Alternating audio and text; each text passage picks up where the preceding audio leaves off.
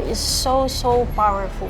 I mean, the energy is so positive, the frequency, the vibration is so high na kung kailangan mo ng tamang lugar, dito ka lang pumunta sa center.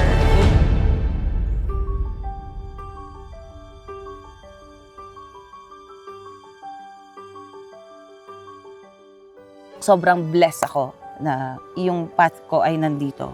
Itong journey ko na to, talagang hindi ako bibitaw kay Mami kasi sobrang laki nung nabago niya sa buhay ko.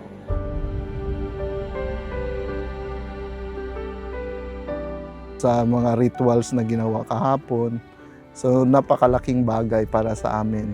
Talagang gagaan yung loob mo. So thank you sa It's OFS, lalo na kay Mami Meki, for making us experience this. Sobrang thankful po kasi nabigyan ako ng pagkakataon para makapunta sa center and ma-encounter si Mami Meki. Also, ma-experience personally yung ritual ni Tai Sui.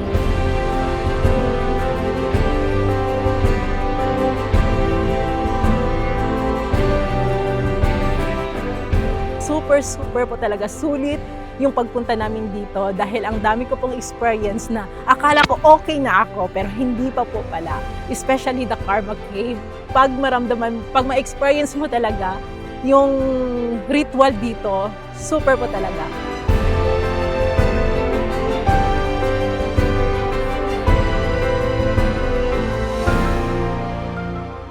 Sa ilang taong lumipas sa buhay mo, parang ang bigat-bigat ng dinadala mo. Tapos, all of a sudden, pwede palang may makilala kang tao na parang gagabay talaga sa'yo. Hindi talaga parang gagabay sa'yo patungo sa light na pinapangarap mo na kung saan nabibigyan ka talaga ng clarity sa iyong pananaw sa buhay.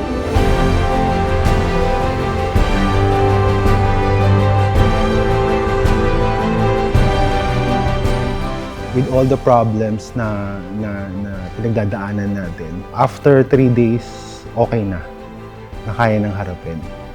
So kay Mami Meki, gusto kong magpasalamat for giving us the opportunity to be here, to release everything and to be a new person after this experience.